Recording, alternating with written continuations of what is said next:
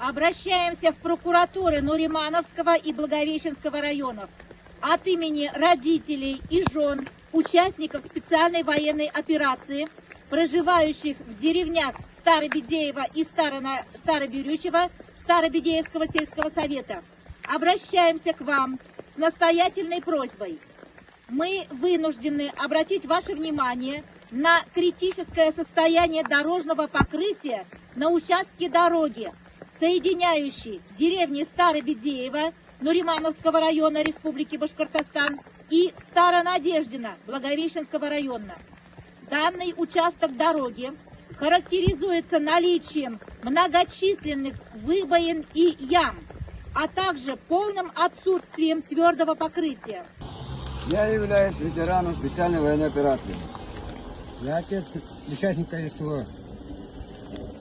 Я родственник, близкий родственник двоих участников СВО, которые погибли в результате проведения этой специальной военной операции. Я отец двух сыновей, которые служат на СВО. Я мама участника специальной военной операции.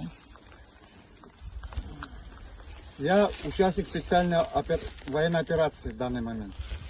Я мать погибшего на СВО. Я вдова погибшего на СВО. Я мать Участника СВО. Я отец участника СВО, двоих сыновей. Все.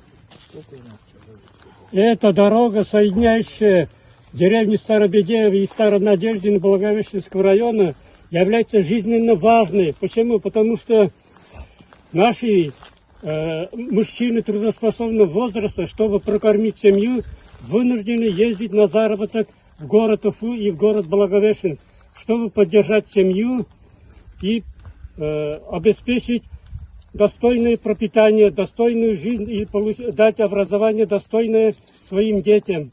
Нашего сельского поселения около 50 участников специальной военной операции. Из них 13 похоронены на деревенском кладбище, 4 пропали без вести.